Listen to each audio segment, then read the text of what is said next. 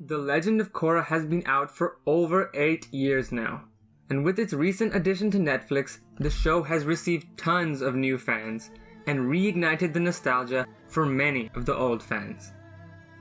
And though it's now been on Netflix for a while now, I wanted to give it the same love I gave The Last Airbender, and do a best to worst of each season of The Legend of Korra, going over what I thought were the best and worst parts of each season. Make sure you let me know down below what your best to worsts are. Let's get this discussion going. So without further ado, let's start with Season 1. Starting with the best. Probending. This was so cool to see. Bending in The Last Airbender was very fighting focused, very martial art like, and not so recreational. But moving into Legend of Korra, I think a lot of people agree with me that taking bending down this route to a new and more interesting way of fighting made things very, very interesting. Because now it wasn't just about defending yourself or attacking someone, it was about methodical, strategic movements to win a game. And seeing the rules and how they made them and how they were enforced, seeing the atmosphere of the pro-bending arena, seeing how the players played, this added an extra level to the lore that I really enjoyed. The Sato family. Hiroshi and Asami Sato were my favorite characters in Season 1. For one, them being non-benders, but the way they exuded confidence in their intellect and skill was amazing. It reminds me of Sokka from The Last Airbender. Clearly, he doesn't have the abilities that everyone else has, but holds his own with the tools he's been given, just like Hiroshi and Asami. Hiroshi was evil, obviously, but the inventions he creates, how he uses them, and how he manipulates his environment with these inventions was really, really well done.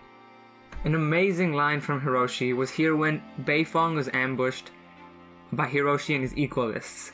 Beifong says, "Come out and fight," and Hiroshi says, "I think I'll fight from inside here, where my odds are a little more equal."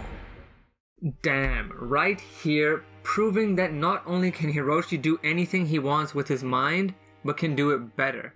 He doesn't need to step out of his cage because he has what he needs inside. And then Asami on top of that, just like her father in the sense that she uses her skills to her advantage and doesn't let anyone burden her down. Her skill and intellect shine through, and she uses them for good and not evil.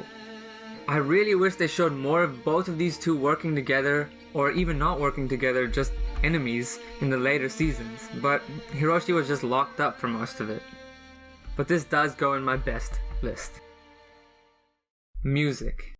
Dare I say it, the music in The Legend of Korra is better than the music in The Last Airbender. The sounds complement each scene so amazingly well. Each landscape, each fight, each intense moment is filled with the orchestra of emotion, really making us feel something every step of the way. See, that's what I admire about you, Korra.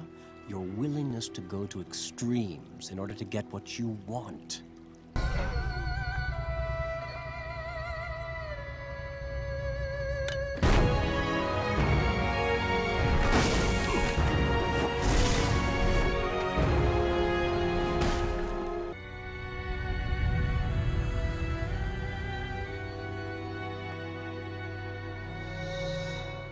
The music transformed simple scenes into magnificent art pieces and lifted the characters and story to the next level. The music in this season was truly astonishing, and I think it is the best thing in this season. The worst. Now, with every show comes worsts. Some people would argue that Korra had a lot of worsts. Now, I'm no Korra hater, but I can acknowledge that there were some things here which just did not make the season good. So let's get into them. The ending of the season. Honestly, this felt really poorly done to me. Now, leading up to this big ending, there was this huge fight. They escape with the airbenders, Korra's bending gets taken away, Mako shocks Amon, which really should have killed him, and boom, Korra finally learns to airbend. This was a great edge-of-your-seat action moment, and then it kind of all just falls off. Amon falls in the water bends himself up into a storm, revealing himself to everyone. But why did he do that? Why did he waterbend himself up like that? And then why did he just run away? He's still the most powerful bender in all of Republic City. He can still bloodbend psychically. And then why does everyone just stop looking for him? Yes, he dies, but no one knows he's dead. But everyone just goes about like Amon was already dead. Really, I don't think it was executed well, and I think this goes in my worst list. Tarlok's Task Force story. Tarlok's backstory was decent. I really liked how they tied it back to Yukon and the bloodbending, and how his intentions of ruling Republic City led back to this. He ended up being a pretty good character. However, in the middle of the season, with his whole task force and forcing Korra to be a part of it, capturing the non-benders at that rally, so he called it really wasn't building his character in a good way, I don't think. Yeah, it made him look like an ass, which is what was intended, but there was no kind of motivation or driving factor for this weird behavior. He didn't know Amon was no attack until he took his bending away, so really he's just acting kind of irrationally, not really trying to rule the city, just kind of taking over how he pleases. I don't know, I didn't really like this section. Maybe some people will agree with me. Let me know what you think. But the worst thing, and I think people will agree with me here, in season 1 was this love triangle. This was so dumb. A love triangle in the first season? That's just weird. I get that they were going for a more mature audience here, but this is just too much. And actually it was more like a love square, and then Bolin all here on his lonesome.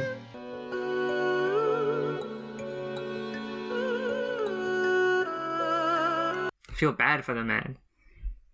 This was far too early in the story, in my opinion, to be developing romance. It fully took away from the actual good story and made us focus on something that wasn't progressing these characters in a good way. It just wasn't that interesting, and it took away from what I really wanted to focus on.